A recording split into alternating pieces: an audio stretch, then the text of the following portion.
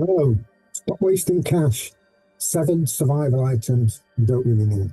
You've been lied to. Half your survival kit really is dead weight. Toss it, get these instead. Here's a few useful suggestions. Hi, I'm Ian, I'm from Wild Survival 101.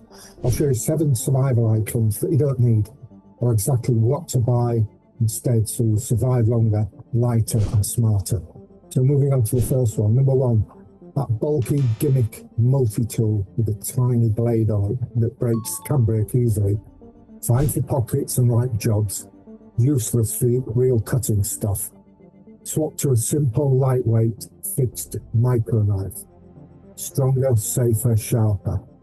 Just has one blade that's good and sturdy. Worth spending quite a bit of money on that to make sure you get a good brand and a good knife. Okay, number 2, that overstuffed medical pack. You don't need 20 bandages. Get a compact trauma kit. Tourniquet, Israeli bandage, and a laminated med card with allergies on it. If any of you or your group has those as well.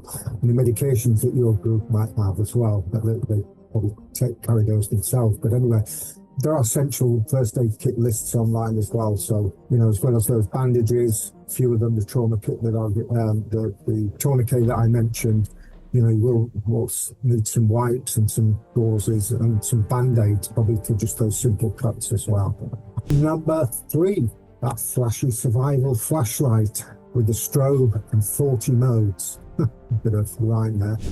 Replaced with a simple USB headlamp that has a red dim and a long runtime as well. Always a good idea to have a backup light as well. I do. Number 4, the fragile pump filter that clogs. When you get water from a stream and you are filtering it as well. Bring a gravity bag or a pocket straw. Plus some purification tablets. Faster and less likely to break. Obviously, there's some other purification devices out in the market as well.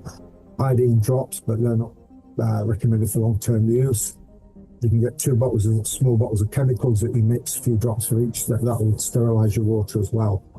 But just be careful about what those sterilization methods can do, because some will kill all bacteria, some will kill very little, and there's viruses as well to consider. So the safest way is to boil your water if you can. Okay. Number 5, that £10 paper map binder, with all the maps in it. Keep a waterproof map card, just for the area you're going to be hiking in. The basic compass.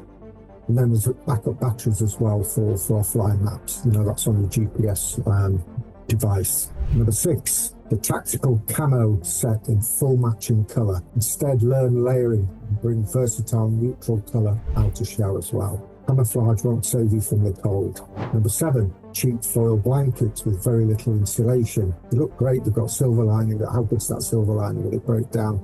Does it really reflect a lot of body heat? They seem thin and flimsy, and they're great, they fit in your pocket. But, invest in something a bit better. Get a true emergency bivvy bag, or a small, high R-value, ultra-lightweight quilt. In the R-value, you can find out more about that online as well. Different to measure the insulation and the heat loss, the amount of heat that can get through particular fabric. Pure gimmicks, high quality, lighter load. That's how you actually survive.